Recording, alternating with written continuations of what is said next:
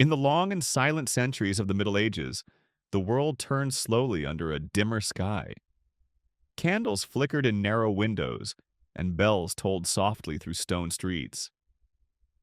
People lived close to the earth, planting, praying, waiting. Illness was common. Remedies were few, but nothing had prepared them for what would come. In 1347, a ship arrived in the port of Messina, Sicily. It carried traders and death. Aboard were rats, and on those rats were fleas. And within those fleas lived something no one could see. Yersinia pestis, the bacterium that causes plague. The sickness spread quickly, leaping from town to town like wind in dry grass. Within months, entire cities had become quiet. Within years, more than 25 million people had died, nearly 1 in every 3 souls in Europe.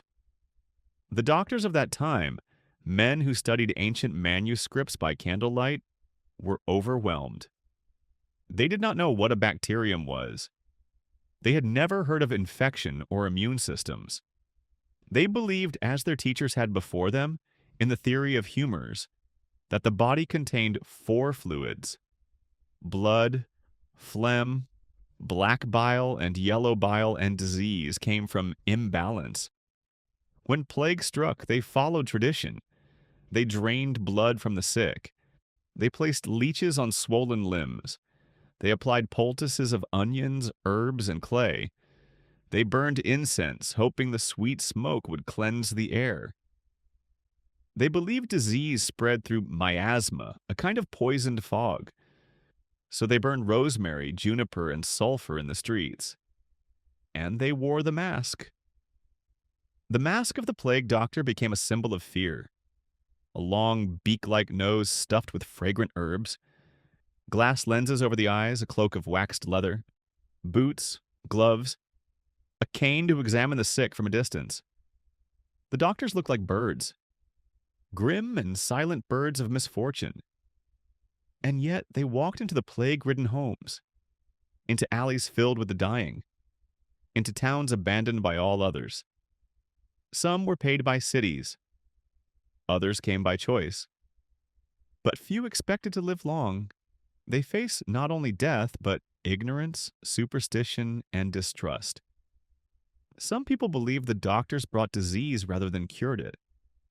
Others believed the plague was God's punishment, and that healing interfered with divine will. Doctors were sometimes attacked. Books were burned. Cures were banned. Still, some tried to understand. They noticed patterns. The sick infected those who lived close by. The disease spread fastest in summer. The poorest areas were hardest hit. Some began keeping notes. They compared symptoms. They wrote about fevers, swellings in the groin and underarms, blackened fingers and toes. These quiet observations, though, misunderstood, were the seeds of future science. The Italian city of Ragusa, now Dubrovnik, created a system of isolation. Anyone arriving by ship had to wait outside the city for 40 days. It was called quaranta giorni. From this came the word quarantine. It helped. Other cities followed. Some towns locked their gates entirely. Others set guards at the edge of the village. In Eyam, England, when the plague arrived in 1665, the villagers made a collective decision. They would not leave. They isolated themselves. Many died, but they saved nearby communities from infection. There were also false cures. Some doctors recommended drinking mercury or bathing in urine. Others placed toads on buboes to draw out the poison. Some suggested rubbing crushed emeralds into wounds. The wealthy fled to the countryside. The poor were left behind. In time, the plague changed medicine. Though the doctors of the 14th century never found a cure, their suffering taught the world hard lessons. Hospitals began to appear, not only in monasteries, but in cities. Universities expanded their medical teachings. Anatomy, once forbidden to explore in detail, became a subject of study.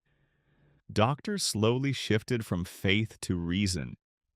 By the 17th century, plague doctors were more organized. Cities hired them officially. They kept records, counted the dead, isolated the sick.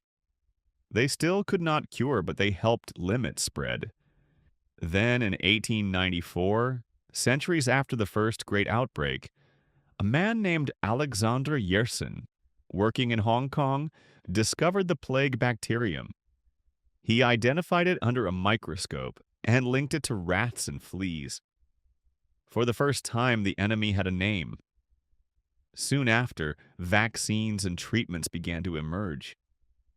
It had taken over 500 years, and yet it began with those quiet doctors, those candlelit scholars, those weary men in beaked masks walking through streets of silence. They did not know the answer, but they looked anyway. Their difficulty was not only in facing the disease, but in facing the unknown, with no guide, no cure, and no promise of survival. They worked anyway. Some died doing so. Today, when we speak of medicine, we remember the breakthroughs. But behind every discovery were generations of failure, of effort, of trial, and of quiet courage. And now, as you lie in bed, safe in another age, let your thoughts drift gently back. Imagine the narrow lanes, the stone walls, the scent of rosemary in the air. A doctor passes by, slow and silent, boots tapping on cobblestone. He carries a notebook in one hand, a pouch of herbs in the other. He does not know the cure, but he listens. He watches. And he stays. Sleep now. The past is past, the doctors are resting. The world, though once broken, has healed, and the quiet work of those long ago still echoes gently like a soft breath in the dark.